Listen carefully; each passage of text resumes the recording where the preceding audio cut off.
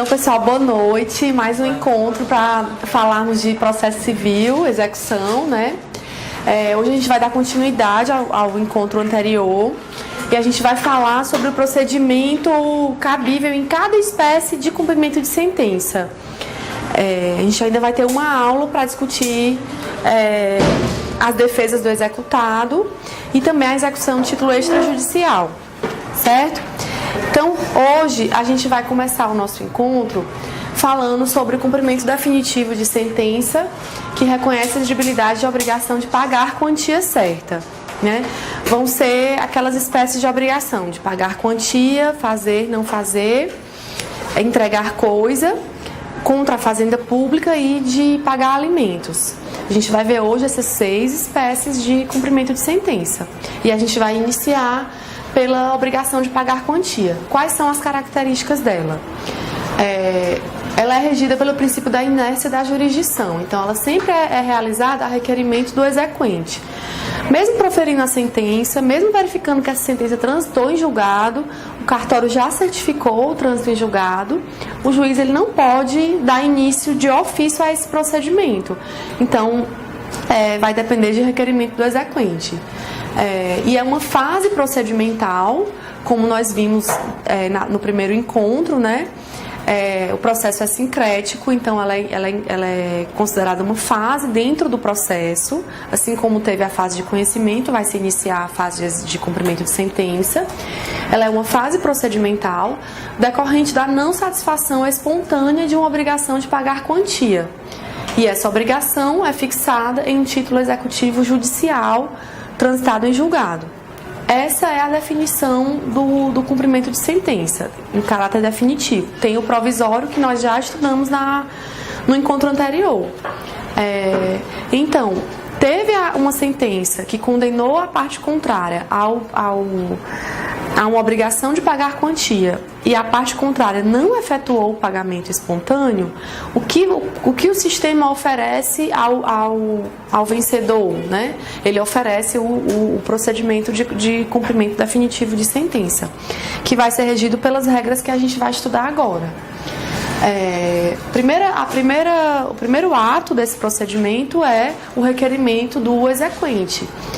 O código não fala em petição inicial, justamente para ser consentâneo, para ser adequado ao sincretismo. Como é uma fase, ele fala em um simples requerimento. Então, ela é instaurada por meio de uma simples petição, né? A ser necessariamente instruído com o demonstrativo atualizado e discriminado do débito. Para dar início ao cumprimento de sentença, necessariamente o exequente tem que apresentar os cálculos.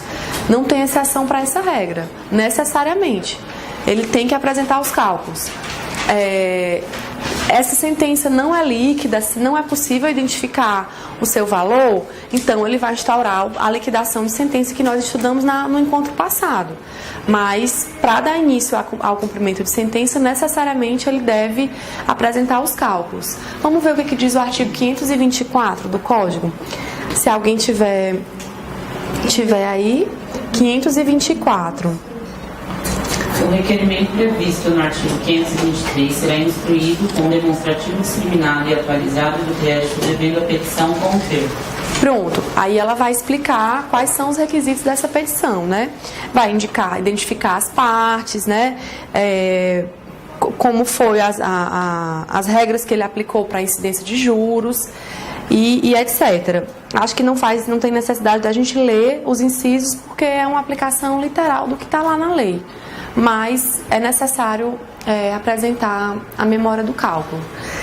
Feito isso, aí o juízo vai proferir um despacho intimando o executado a pagar o débito em 15 dias. Então, o prazo é de 15 dias para efetuar o pagamento. Como é feita essa intimação? Nós vimos no encontro passado, né? Vai seguir aquelas regras do artigo 513. Ela é feita, como regra geral, ao executado na pessoa do advogado constituído. Ela não é pessoal, ela não é por oficial de justiça, né? Vai seguir aquelas regras lá do 513. Nós já vimos acho que não precisa a gente voltar a isso, né? Em caso de executado que é representado pela Defensoria Pública, aí vai ser por carta com a AR, né? E essa intimação também depende de requerimento do exequente, não podendo ser realizada de ofício, certo? Então aqui prestar atenção no prazo, que é de 15 dias. A intimação, como regra geral, vai ser ao executado na pessoa do advogado dele, vai ter as exceções lá do artigo 513, em caso de executado representado pela Defensoria, carta com AR.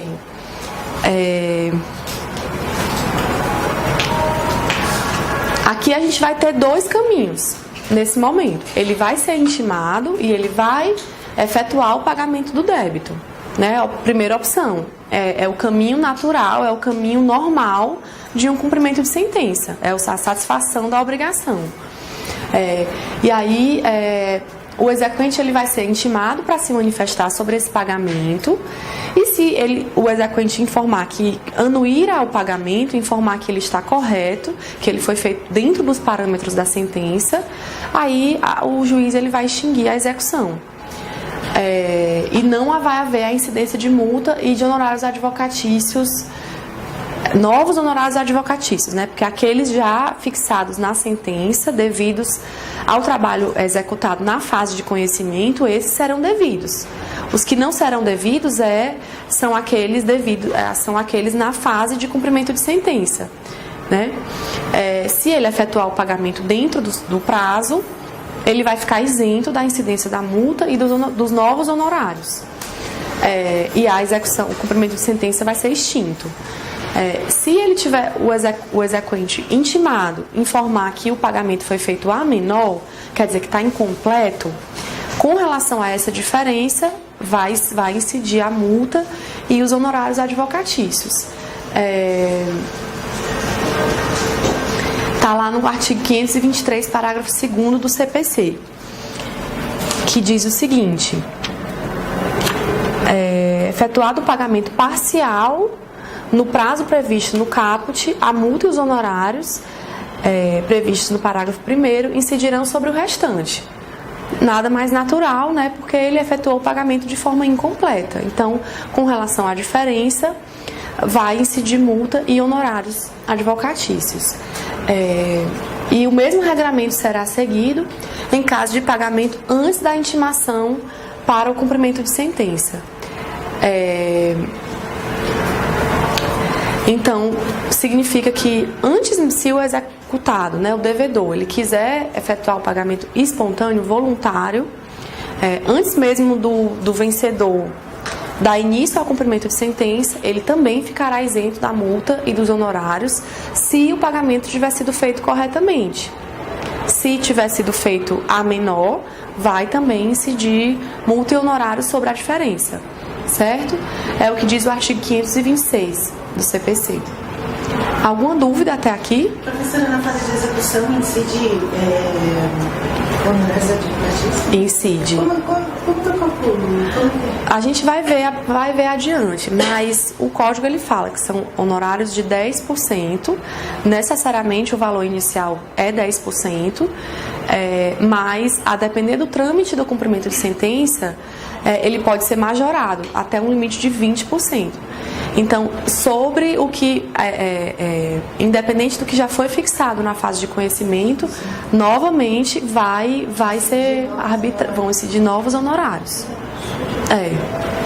Porque são instrumentos que o código usa para estimular o pagamento voluntário, né? A pessoa ela já teve todo o trâmite de uma fase de conhecimento, né? E aí ele quer estimular, garantir que a obrigação seja satisfeita de forma mais célere possível, né? Então é um estímulo que ele dá. Ao mesmo tempo também uma forma de sancionar também o executado, que mesmo diante de uma sentença já transitada em julgado ainda insiste em permanecer devedor, né? Então, intimado, o executado efetuou o pagamento, vai seguir esse regramento. Agora, se intimado ele não efetuar o pagamento, o que vai acontecer? Aí vai ter a incidência da multa de 10%, honorários advocatícios de 10% e vai ser expedido mandado de penhora e avaliação. E aí, atos de expropriação, atos de constrição patrimonial.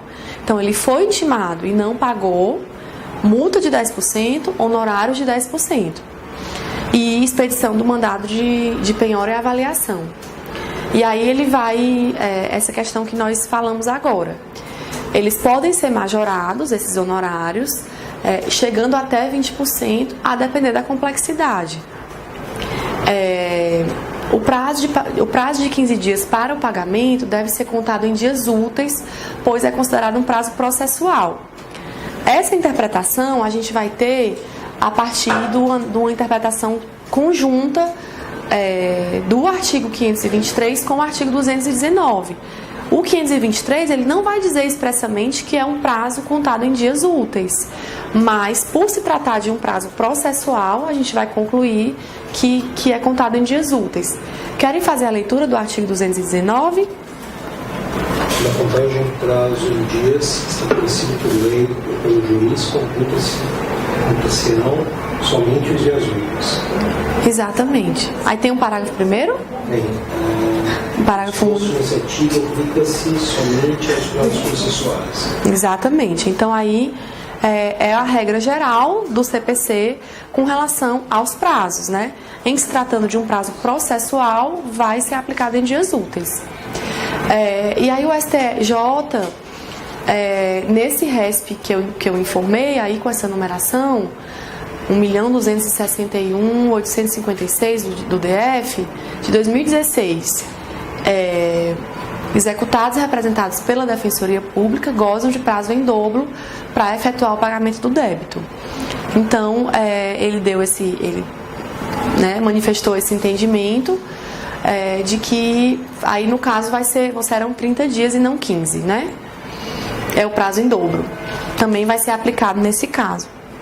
Depois sair a sentença, para poder pagar uma parte, depois dividir o gasto. Sim, esse regramento ele é aplicável à execução de título extrajudicial. Não se aplica ao cumprimento de sentença para a obrigação de pagar a quantia. Não é aplicável. Tem uma vedação expressa lá na parte da execução de título extrajudicial que fala que não se aplica ao cumprimento de sentença. Na execução de título extrajudicial, ao ser intimado para pagar,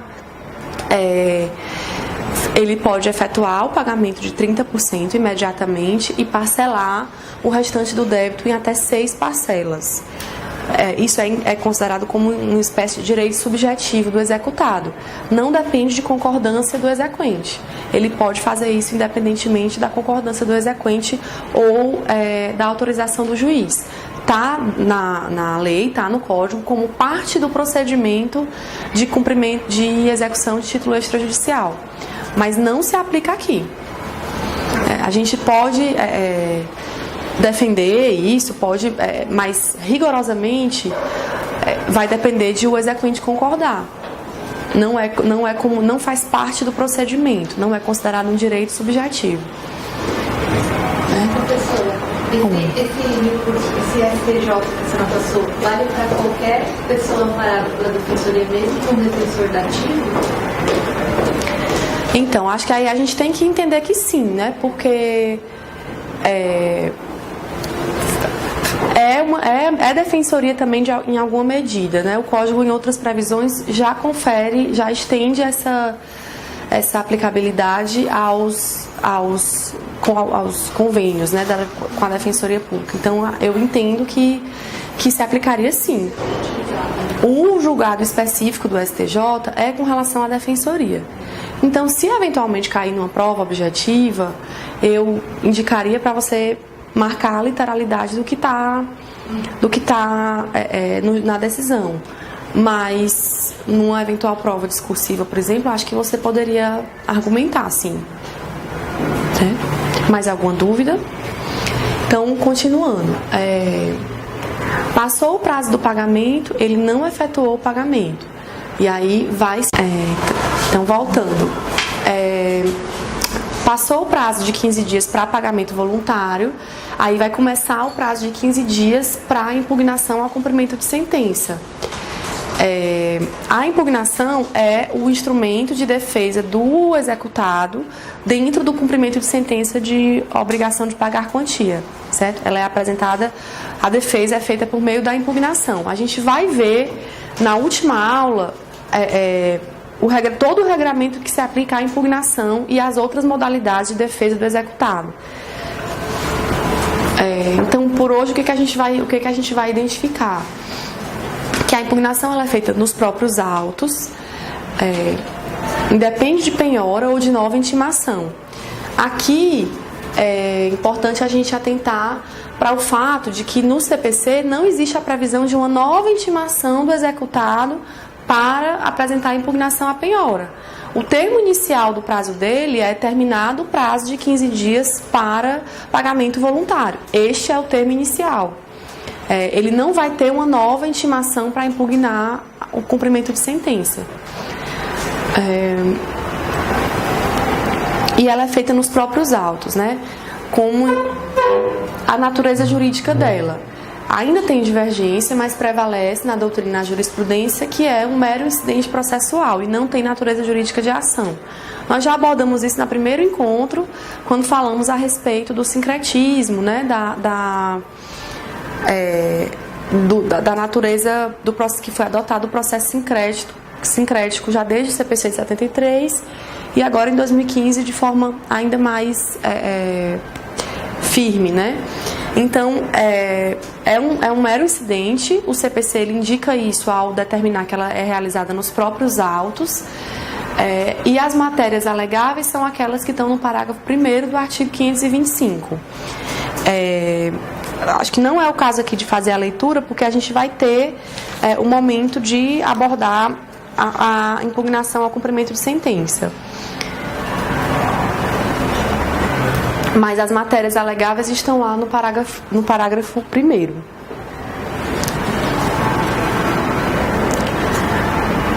Como regra, ela não vai ter efeito suspensivo, certo? Ela vai ser recebida ela não vai ter o condão de suspender a continuidade da execução. Então, mesmo que sendo oposta à impugnação, o exequente vai poder continuar requerendo a prática de atos constritivos ao patrimônio do executado. Ela não tem efeito suspensivo como regra.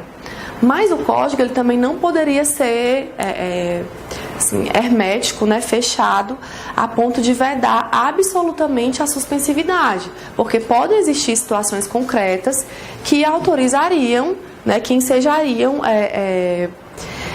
que a execução fosse suspensa. Quais são esses casos? Estão lá no parágrafo 6º do CPC.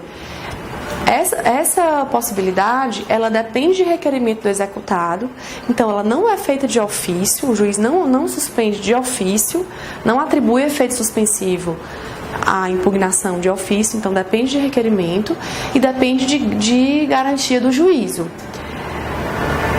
Com o que diz lá o parágrafo 6º do artigo 525?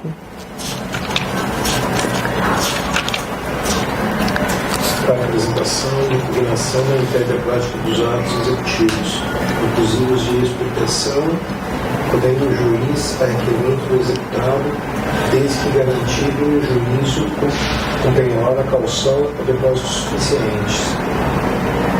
Atribuindo-lhe efeito suspensivo se seus fundamentos forem relevantes e se o procedimento da execução for manifestamente suscetível de causar ao executado gravidão de difícil ou certeza reparação. Então, quais são? Perfeito. Então, assim, ele amarrou muito as possibilidades de efeito suspensivo à impugnação, né? Tá bem especificado. Tem que ter caução ou garantia do juízo, né? E tem que haver um dano irreparável ou de difícil reparação. Esses requisitos têm que ser acumulados, né? E depende de requerimento do executado. E ele ainda prevê também a possibilidade de superar esse efeito suspensivo. O exequente ele pode dizer, olha, eu preciso dar continuidade ao cumprimento de sentença e eu tenho interesse em que o efeito suspensivo seja afastado. O Código também prevê essa possibilidade. Lá no parágrafo 10 do Código, ele fala, ainda que atribuído efeito suspensivo à impugnação, é lícito ao exequente requerer o prosseguimento da execução, oferecendo e prestando nos próprios autos caução suficiente e idônea a ser arbitrada pelo juiz. Então, o executado oferece caução, demonstra que existe um dano irreparável de difícil reparação, caso a execução tenha continuidade, né? Mas o exequente vai e fala, não, eu quero ainda assim dar continuidade. Aí ele oferece caução a ser arbitrada pelo juiz. E assim ele faz cair a suspensividade até então estabelecida. Né? É também uma peculiaridade do novo CPC, né? Essa possibilidade. Aqui a gente tem a aplicação de duas súmulas importantes do STJ, são súmulas que tratam a respeito do cumprimento de sentença de obrigação de pagar a quantia. A 517 vai falar o seguinte: são devidos honorários advocatícios no cumprimento de sentença, haja ou não impugnação, depois de escoado o prazo para pagamento voluntário, que se inicia após a intimação do advogado da parte executada. Então, é um pouco confuso aí, né, a redação da súmula. A gente vai analisar detalhadamente. E a súmula 519, ela fala, na hipótese de rejeição da impugnação ao cumprimento de sentença, não são cabíveis honorários advocatícios. Numa primeira análise, pode parecer que a redação delas é contraditória, né? Mas não, na verdade, elas se complementam. A gente vai ter aí 3 situações. Qual vai ser a primeira situação? No cumprimento de sentença, o devedor é intimado e não faz o pagamento voluntário no prazo de 15 dias. Não interessa se houve ou não impugnação, a situação gera condenação em honorários, pois ele deu causa ao início de cumprimento de sentença, certo? Então essa é a primeira situação, é a situação que é descrita pela súmula 517. Independentemente de ele ter ou não impugnado, vai gerar a condenação dele. Quando eu falo em condenação em honorários, eu falo, na verdade, em nova condenação em honorários, porque já são devidos os honorários fixados na fase de conhecimento. Então, independentemente dele ter impugnado ou não, vão ser devidos os honorários, porque se entende que ele deu causa ao cumprimento de sentença. Ele poderia ter efetuado o pagamento voluntário e não o fez, né? Situação 2. No cumprimento de sentença, o devedor apresenta impugnação e esta é rejeitada. O devedor, ao apresentar a impugnação, iniciou um mero incidente no processo, sendo isso insuficiente para gerar novos honorários. Ele continua tendo que pagar os honorários por causa do cumprimento. Certo? Isso aí é a súmula 519. Na verdade, em hipótese de rejeição da impugnação, não são cabíveis os honorários a ele, né? Ele vai pagar os honorários que, né, em razão da situação 1, pela instauração do cumprimento de sentença, certo? E a situação 3, no cumprimento de sentença, o devedor apresenta impugnação e essa é acolhida, ainda que parcialmente. A situação gera condenação em honorários em benefício do executado. Certo? Então, por isso que nós não temos aí, na verdade, um posicionamento oposto nessa súmula. Essas súmulas elas se complementam, né? Se o devedor apresenta impugnação e a impugnação é acolhida, ele é credor de honorários. Ele tem direito a receber honorários por parte do credor. Do devedor. Não, se o devedor apresenta impugnação e a impugnação é acolhida, ele tem direito aos honorários, o devedor, certo? Se ela é rejeitada, ele vai pagar os honorários ao credor. Mas ele não vai, isso não vai gerar novos honorários, certo? Ficou confuso ainda?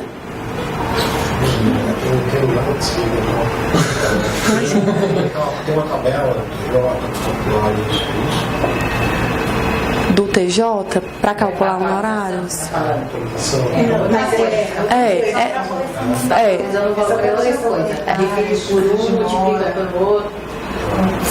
Aí é uma tabela de atualização monetária, né? Você pode usar a tabela que o tribunal apresenta, né? Ou pode utilizar os aplicativos, os sites, né? O código também estabelece que o CNJ tem que criar oferecer um aplicativo de atualização, né? Mas como? Não, há muita gente que tem que necessariamente os cálculos têm que ser apresentados pelo exequente, como a gente viu no início. O credor tem que pagar honorários, nesse último caso, só no caso de ter sido acolhido pelo juiz que está de primeiro grau. Se acaso ele recorre, que pode acontecer um agravo, né? Sim. E aí, tem que pagar? Se ele reverter no agravo, aí não, né? Mas se ele agravar e no agravo for mantida a procedência da impugnação, ele tem que pagar. Entendi. Então funciona igual. Funciona igual. Ele tem que pagar sempre que a impugnação for acolhida, seja em primeiro grau, seja em segundo grau. O que pode variar aí é o quanto do percentual dos honorários, né? Porque como eles são fixados inicialmente sempre em 10%. Mas no curso da execução, a depender do grau de complexidade do processo, eles podem ser majorados. Então, se teve recurso, enfim, isso pode influenciar na fixação do percentual. Acho que ele nem cobra, acho que ele nem sabe, nem lê essa parte aí. Vamos começar a prestar atenção, né? Eu tô parando. Aí aqui eu trouxe uma questão para a gente aplicar o que a gente viu até aqui sobre cumprimento de sentença de obrigação de pagar a quantia. Caiu na Defensoria Pública do Mato Grosso 2016. Diz o seguinte, ficou meio pequeno, vou tentar aumentar aqui.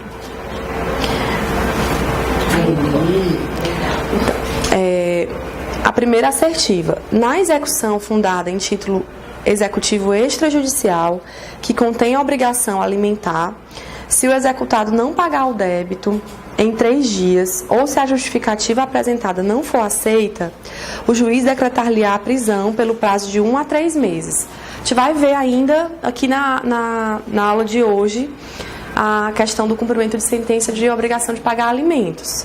Mas já querem dar algum palpite com relação a esse item 1? São 3 dias.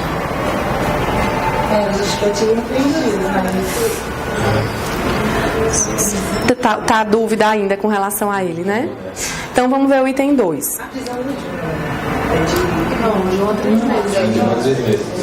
De 1 a 3 meses, né?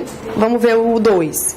No caso de condenação em quantia certa, o cumprimento definitivo da sentença far-se-á a requerimento do exequente, sendo o executado intimado para pagar o débito no prazo de 15 dias, acrescido de custa, se houver.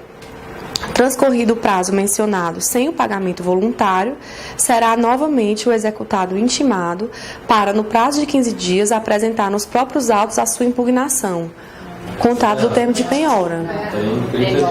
Não tem uma nova intimação, né? Então, 15 dias para pagar, depois 15 dias para impugnar. 15 mais 15, mas da impugnação não tem uma nova intimação. Então, esse já está errado. No 2, a gente já eliminaria quais itens? Eliminaria já o 2 estando errado. A, a B de bola e a D de dado.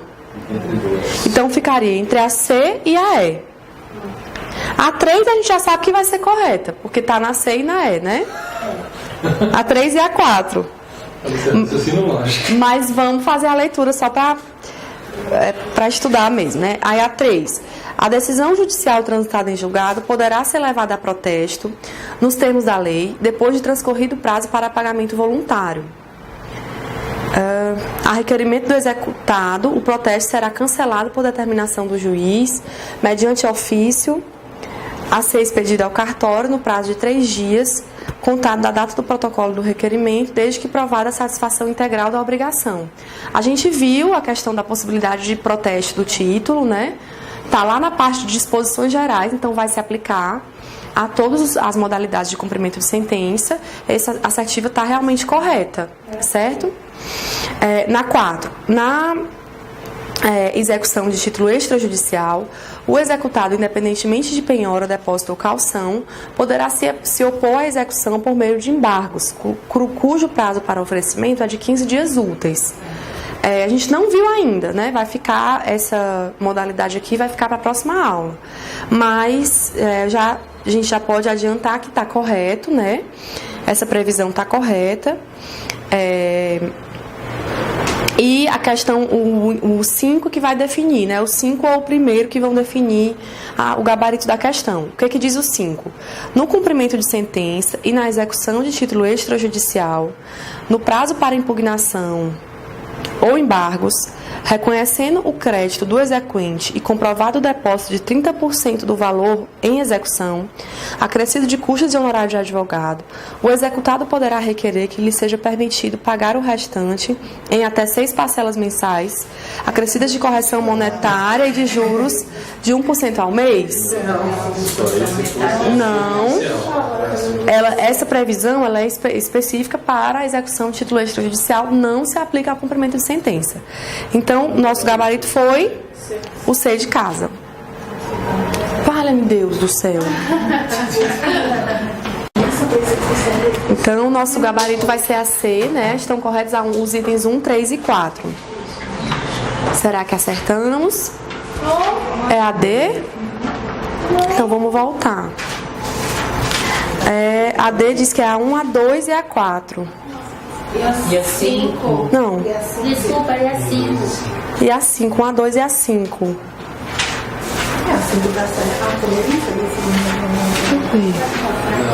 Não, eu acho que é a C mesmo. Eu acho que eu que anotei errado. Eu acho que é a C mesmo. A 5 acaba totalmente fora, né? Tem certeza absoluta? Isso. Eu vou depois, eu vou ficar devendo essa resposta a vocês. Eu vou confirmar isso e depois eu passo. Mas, não, é a C mesmo. Faz recurso à banca. Vamos recorrer para a banca. Eu acho que eu que na hora de preparar o slide coloquei errado. E aqui eu disciplinei cada assertiva, quais são os artigos que a acompanham, né? Acho que também não precisa a gente verificar um a um, né? Mas aí dá uma segurança na gente para ter a certeza de que as corretas são aquelas mesmo, certo? Então vamos dar continuidade e agora a gente vai passar para cumprimento definitivo de sentença de obrigação de fazer e não fazer, né? Quais são as características dessa modalidade de cumprimento de sentença? Ela também é iniciada a requerimento do exequente e ela é uma fase procedimental decorrente da não satisfação espontânea de uma obrigação de fazer ou não fazer, fixada em uma sentença que transitou em julgado, né? E seu procedimento também vai se aplicar ao cumprimento de sentença que reconheça deveres de fazer e não fazer de natureza não obrigacional. Essa previsão está lá no parágrafo 5º do artigo 536. Vamos ver o que diz o parágrafo 5º do artigo 536.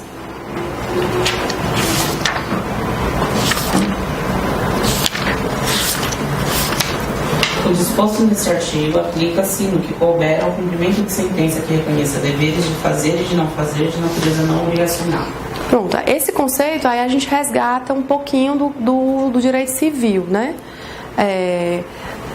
quando existe a obrigação que foi fixada e entabulada entre as partes, né? Por meio de um instrumento em que as partes se obrigaram mutuamente, né? A previsão a disciplina do Código, ela é voltada para deveres de natureza obrigacional, para deveres que decorreram de uma obrigação, né? Que já foram reconhecidas por meio de uma sentença que transitou em julgado. Mas eles também vão se aplicar a deveres de natureza não obrigacional. Quais são as regras procedimentais dessa modalidade? Então, ela se inicia com o requerimento do exequente, né? É um requerimento, é uma petição simples, não é uma petição inicial, porque a gente está falando de um processo sincrético, de uma fase procedimental apenas, né? O executado vai ser intimado para cumprir a tutela específica da obrigação contida no título. Essa questão da tutela específica, ela já vinha sendo discutida no CPC de 73, a partir de uma das reformas que ele sofreu, se eu não me engano, em 90, 94, em que foi estabelecida a prioridade do cumprimento da tutela específica da obrigação, né? Porque há muito tempo atrás, tudo facilmente acabava sendo convertido em perdas e danos. Eventualmente poderia ser até mais interessante para o executado não cumprir e pagar o equivalente, né? O equivalente em perdas e danos. Só que aí o legislador ele falou que não, que a prioridade dessa modalidade de cumprimento de sentença é a tutela específica da obrigação. Então, se eu entrei com uma ação para obrigar um plano de saúde a custear um tratamento médico, isto é, para condená-lo para obter um provimento jurisdicional condenatório em obrigação de fazer, né? Eu quero especificamente a obtenção do meu tratamento. Eu não quero a conversão em perdas e danos. Eu não tenho interesse nisso. Eu quero o cumprimento da tutela específica da obrigação. Por isso que, primeiramente, ele vai ser intimado para cumprir a obrigação que está contida lá no título, né? Caso ele cumpra a obrigação, o exequente ele se manifesta, ele vai ser intimado para se manifestar e, em se confirmando o cumprimento, aí haverá a extinção do processo, né? É o final esperado de todo o cumprimento de sentença, de toda a execução, é o final natural, normal do cumprimento de sentença.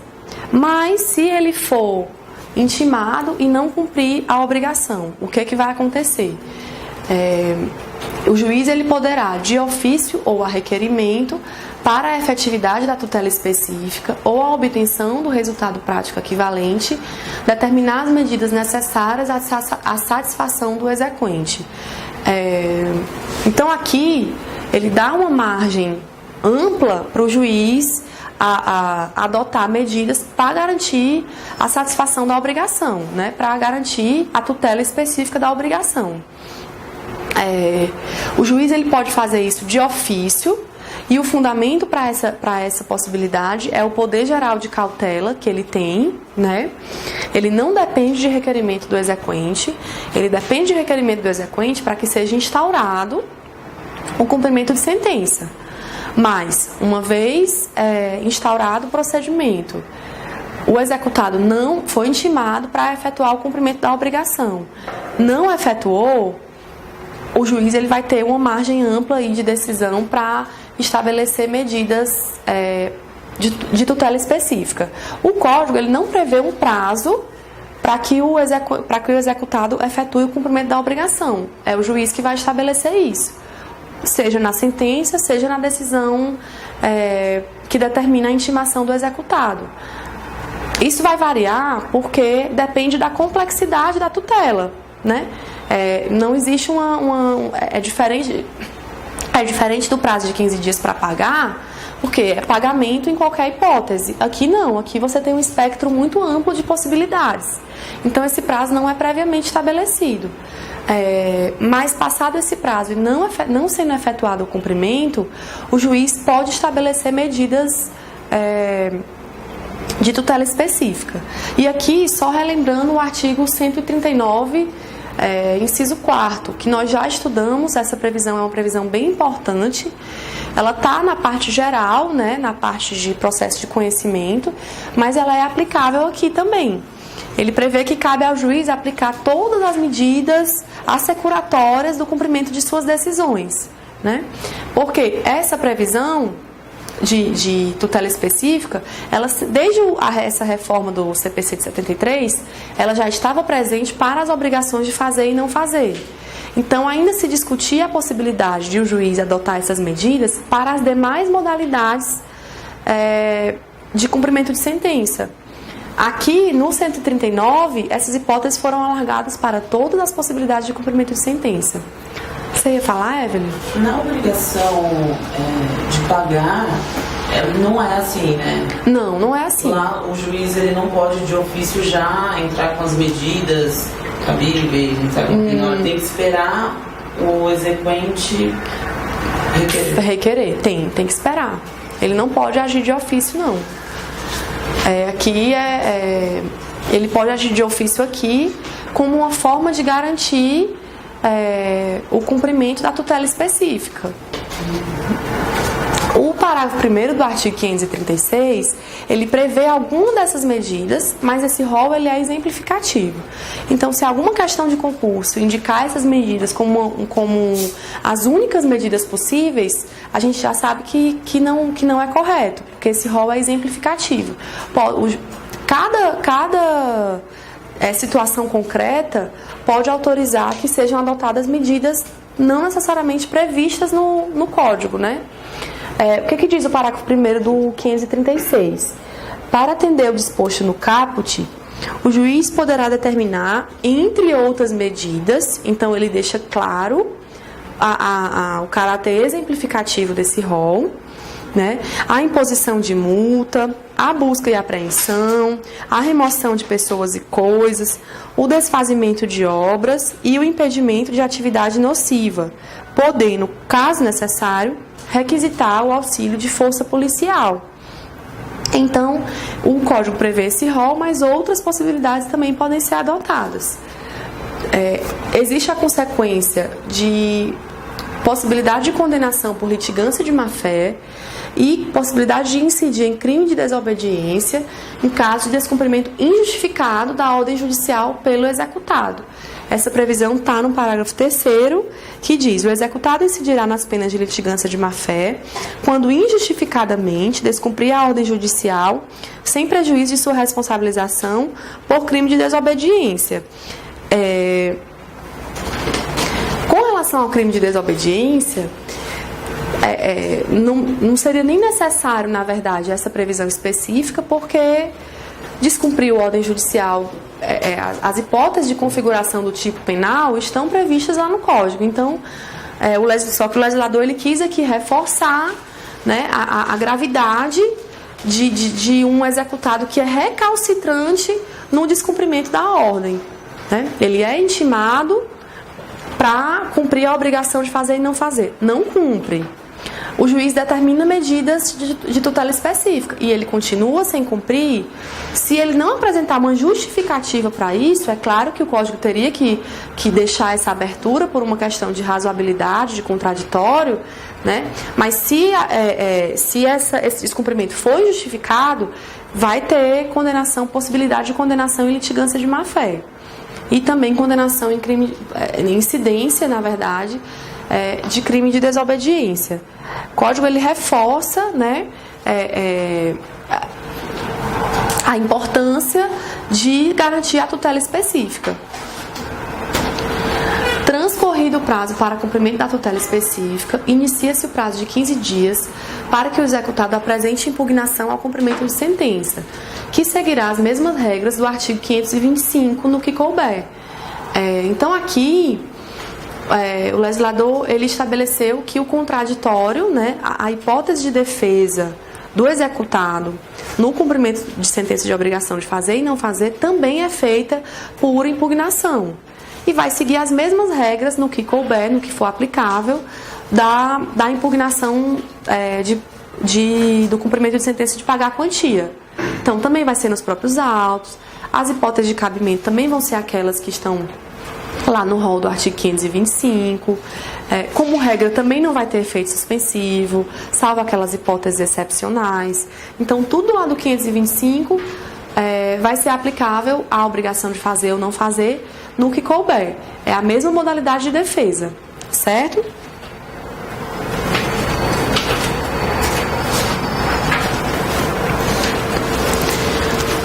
E aqui sobre a multa combinatória, que são as famosas AS-TRENS, né? A natureza jurídica dela, segundo o STJ, é de medida executiva. Então, ela não tem natureza sancionatória nem reparatória. Ela é um instrumento a mais que o legislador oferece ao exequente como uma medida executiva, né? Ela não visa a reparar o exequente pelo não cumprimento da obrigação e ela não visa a sancionar o executado pelo não cumprimento. O objetivo dela é ser mais um instrumento de efetividade da execução, certo? Quem é o destinatário? Então, quem vai receber esse valor? Esse valor vai ser recebido pelo exequente, está expressamente no artigo 537, parágrafo 2º do CPC, que estabelece, né, que o valor da multa será devido ao exequente. Aqui, já é na hipótese em que o executado não foi possível obter a tutela específica da obrigação, como nós mencionamos, né, no início. Tutela específica da obrigação é sempre o objetivo primeiro, né? Se o jurisdicionado ele entra com a ação, ele ingressa, ele faz um pedido de natureza condenatória em a obrigação de fazer, porque ele espera o cumprimento dessa obrigação de fazer. Todos os esforços do processo têm que ser envidados no sentido de garantir a tutela específica. Mas quando isso não é possível, né, a multa ela vem como uma medida executiva, como uma forma de pressionar, né, o cumprimento da obrigação, né? Então, pode ser fixada de ofício na fase de conhecimento, em tutela provisória ou na fase de execução. Então, a multa ela é aplicável também na decisão interlocutória que estabelece uma tutela provisória, né? Defiro a liminar para conceder ao autor vaga no hospital, né? E defiro o prazo de 15 dias para que o plano de saúde cumpra a obrigação, sob pena de incidência de multa diária no valor de R$500. Pode ser feito já. Não necessariamente ela é aplicável apenas no cumprimento definitivo. Ela também é aplicável em decisões interlocutórias, né? De ofício, o juiz também pode modificar o seu valor, a sua periodicidade ou excluí-la, né? Se verificar que ela se tornou insuficiente ou excessiva, o executado demonstrou o cumprimento parcial, superveniente da obrigação, ou ele demonstrou uma justa causa para o descumprimento, certo? Então, tanto o juiz ele pode fixar de ofício, mas não faria sentido permitir que ele fixasse, mas não modificasse esse valor. Então, tanto de ofício ele pode fixar, como ele pode modificar esse valor e pode até extinguir nessas duas hipóteses, né? Se o executado demonstrou que cumpriu a obrigação ou se ele não cumpriu, mas ele ofereceu uma justificativa plausível para o descumprimento. E ele pode diminuir, a multa combinatória, ela pode ser reduzida? Ela pode ser reduzida. O CPC não fala expressamente, porque ele utiliza o verbo modificar. Então, poderia modificar, inclui para mais ou para menos, né? Mas ele não fala expressamente em reduzir, né? Então, há divergência, porque há alguns que entendem que se já foi fixado, uma questão de segurança jurídica. O juiz não pode depois voltar atrás e dizer, peraí, aquele valor ficou muito alto, eu vou reduzir, né? Então há um posicionamento nesse sentido. Mas o que prevalece é que sim, ele pode reduzir para evitar o enriquecimento sem causa. Tem esse recurso especial que é 1.019.455, em que o STJ fixou esse entendimento. Porque existem algumas situações em que o valor da multa ele fica, enfim, astronômico realmente, né? Estratosférico, e já configuraria, segundo o STJ, um enriquecimento sem causa. É um valor muito maior do que o que seria obtido eventualmente com o cumprimento da tutela específica. Então, nesse caso, pode ser diminuída sim. Quais são os parâmetros para a fixação da multa combinatória? A gente fala comumente em multa diária, mas esse termo não é tecnicamente o mais correto, porque não necessariamente a multa precisa ser diária, ela pode ser com outra periodicidade e ela pode ser inclusive fixa, né?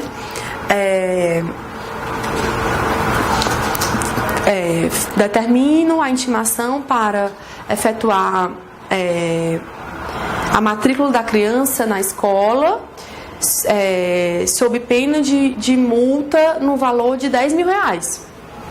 Um valor fixo, único, não necessariamente é um valor periódico, né? Ou mesmo diário. O artigo 537 do CPC só determina que seja suficiente e compatível com a obrigação, e que se determine um prazo razoável para o cumprimento do preceito. O Código ele não fala em prazo para cumprimento, porque, como eu mencionei, isso vai depender muito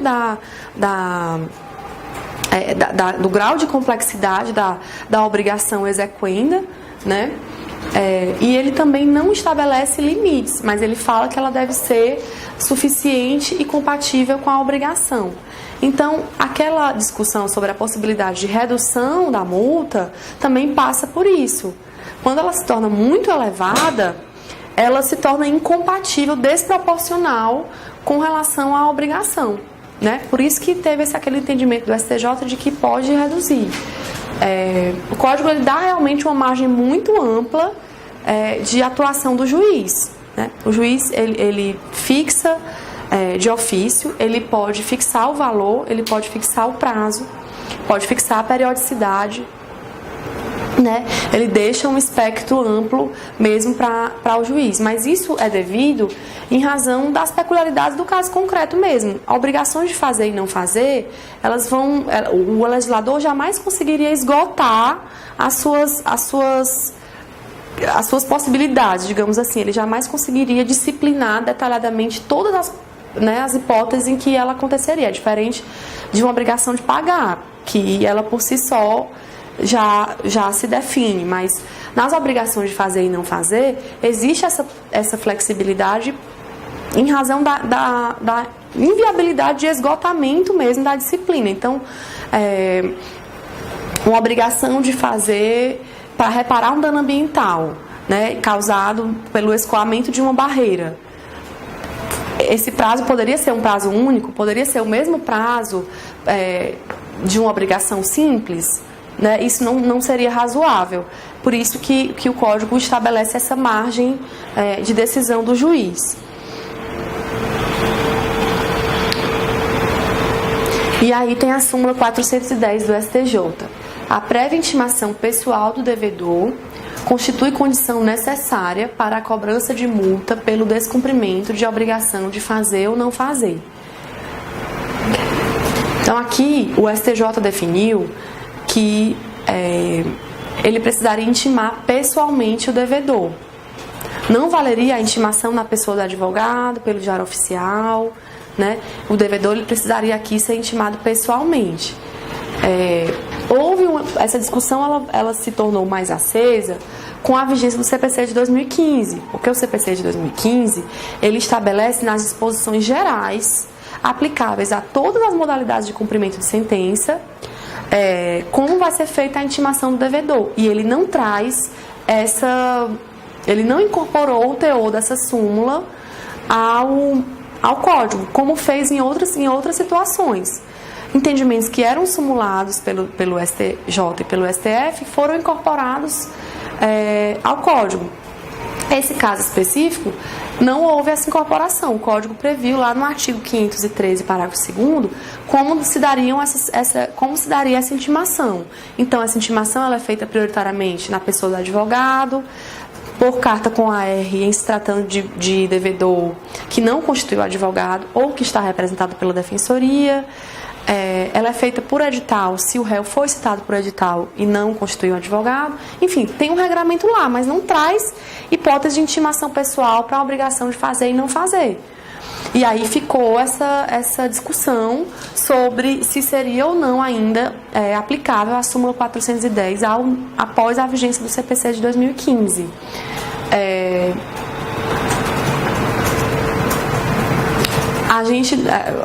O STJ ainda não firmou o posicionamento.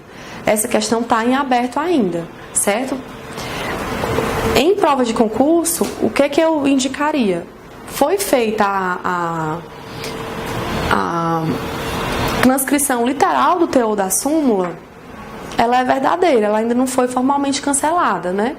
Foi feita a transcrição literal do artigo 513, parágrafo 2º do CPC, é isso que vai ser aplicado, né? O STJ ainda não firmou um posicionamento.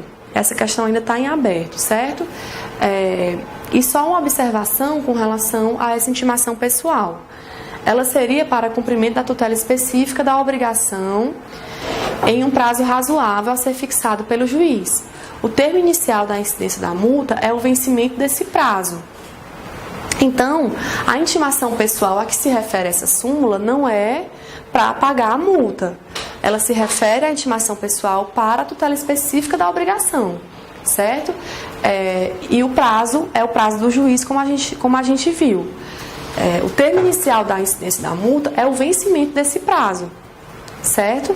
Então, se ele vai sofrer os efeitos da incidência de uma multa, ele, segundo o STJ entendeu nessa súmula, ele tem o direito de ser intimado pessoalmente. E antes de que essa multa incida, ele deve ter o direito de cumprir a tutela específica, né? Então, primeiro ele é intimado para cumprir a tutela e o termo inicial da incidência da multa vai ser o término do prazo que o juiz fixou, certo?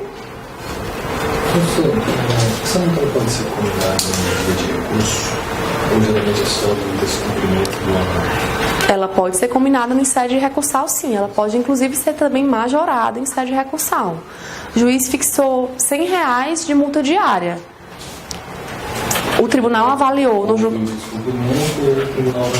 O tribunal pode majorar. Tanto ele pode majorar como ele pode fixar em sede recursal. Certo? Sobre a executabilidade da decisão que fixa a multa. No CPC de 73, não havia uma previsão expressa a esse respeito. Então, se formaram duas correntes. A corrente que defendia a executabilidade imediata e a corrente que defendia a executabilidade somente após o trânsito em julgado. Aqueles que defendiam a executabilidade imediata diziam a multa pode já ser cobrada em razão de sua função persuasiva, né? E era esse o entendimento do STJ e também o entendimento majoritário, né?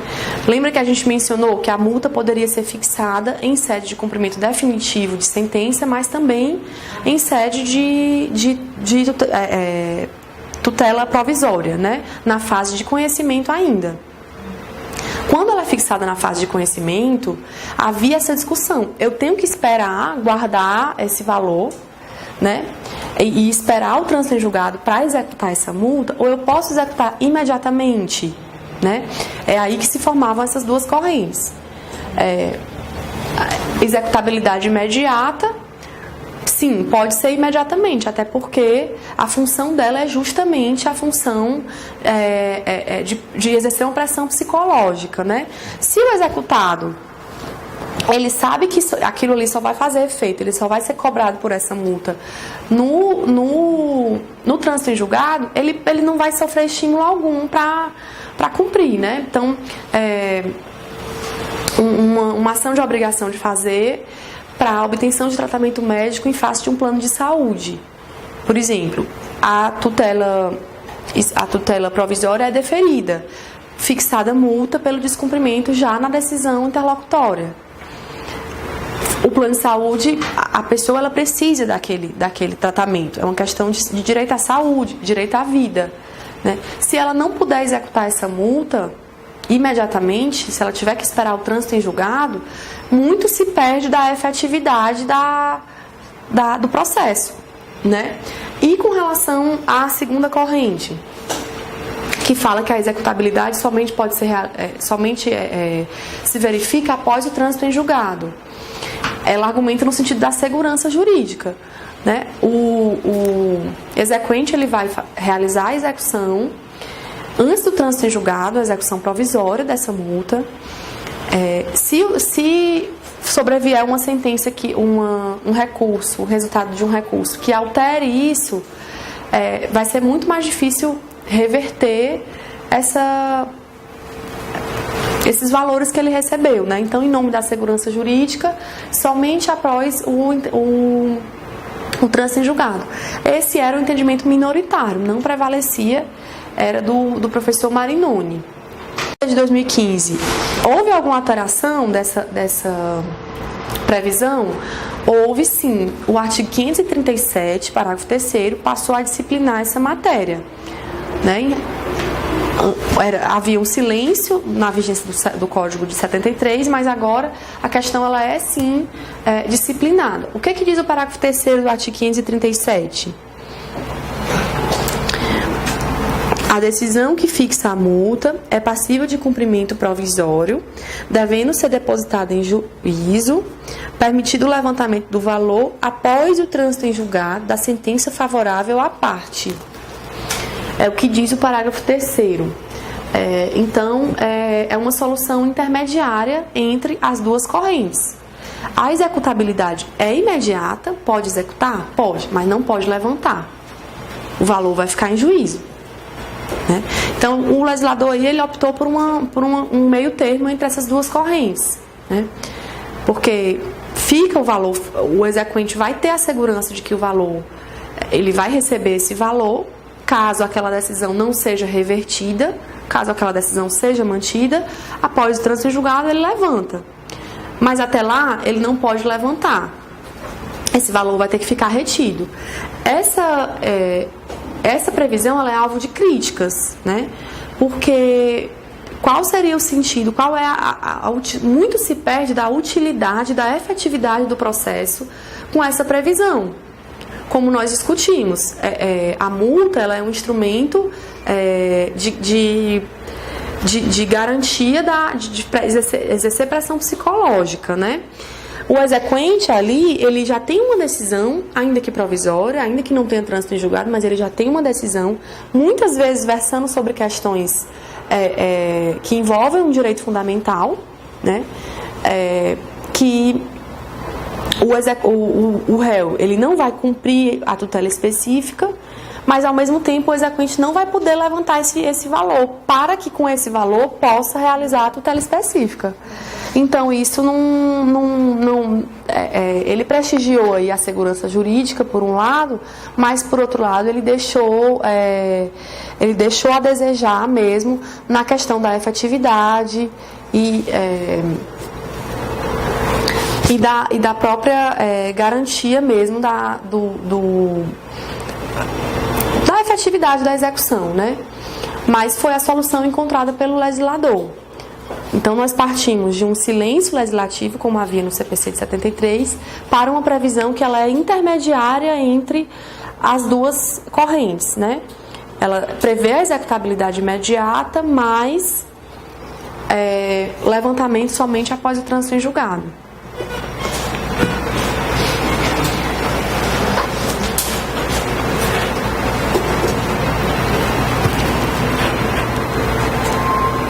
Então, o entendimento do STJ nesse recurso especial é bem recente, né, de junho de 2017.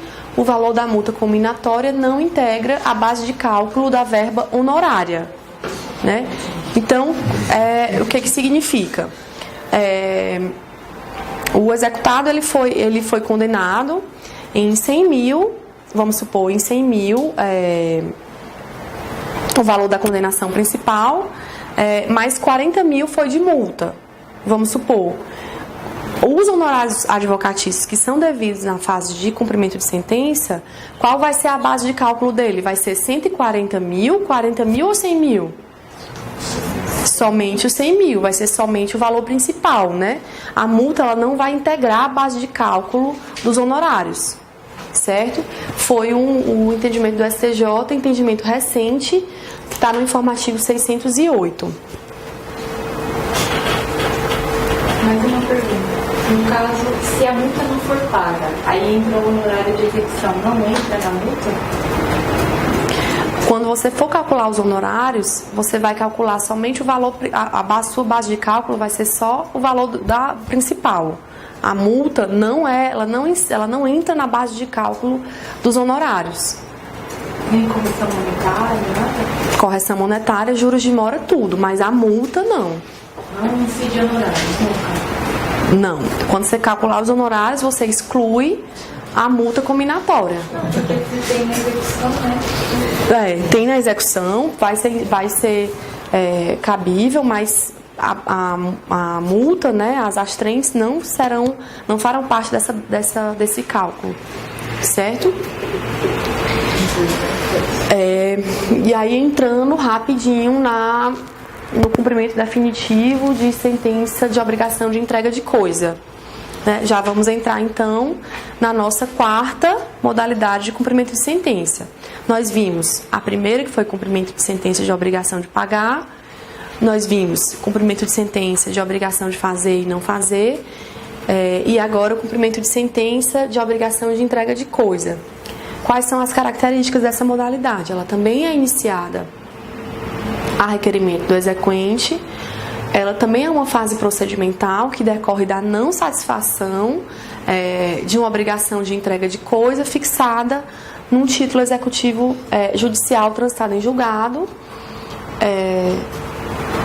As disposições sobre cumprimento de obrigação de fazer ou não fazer aplicam-se no que couber ao cumprimento de obrigação de entrega de coisa. Então, tudo que a gente viu vai ser aplicável no que couber. E também, da mesma forma, o seu procedimento vai se aplicar ao cumprimento de sentença de deveres de entrega de coisa de natureza não obrigacional. Vai seguir o mesmo raciocínio da obrigação de fazer e não fazer. Certo?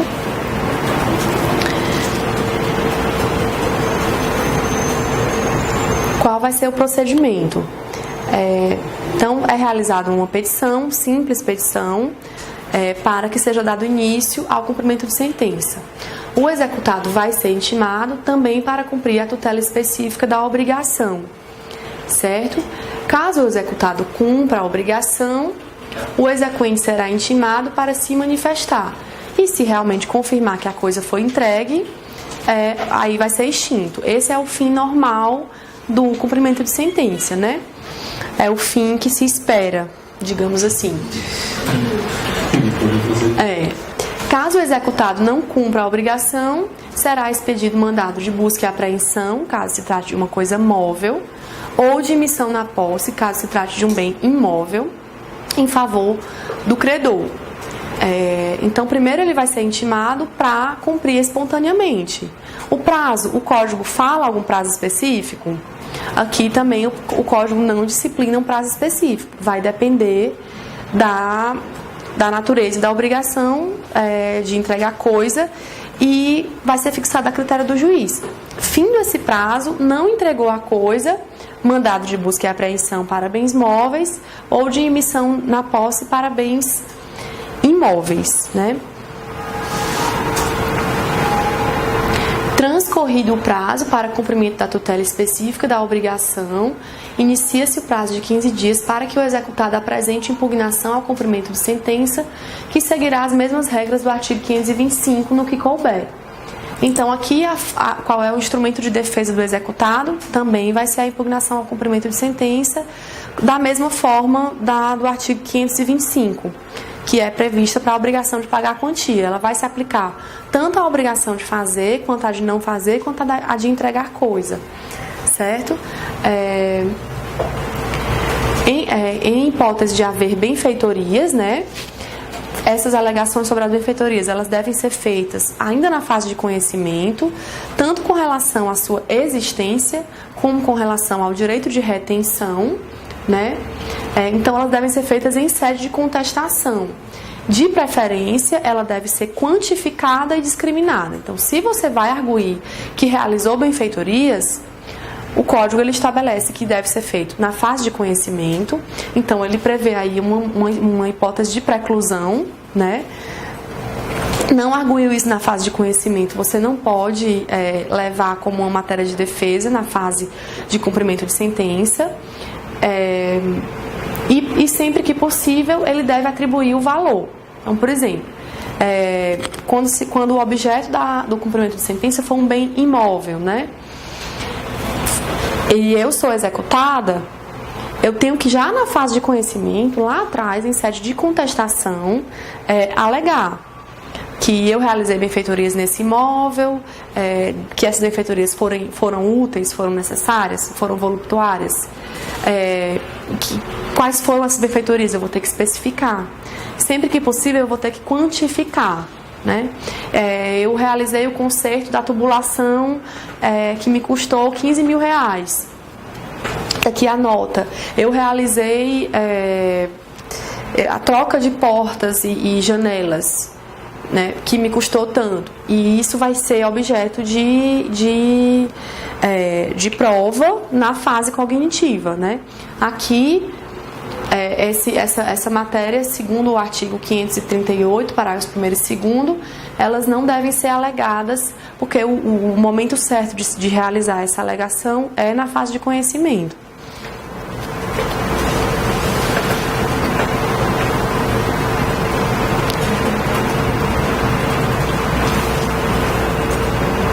E aqui a gente vai entrar na obrigação de prestar alimentos.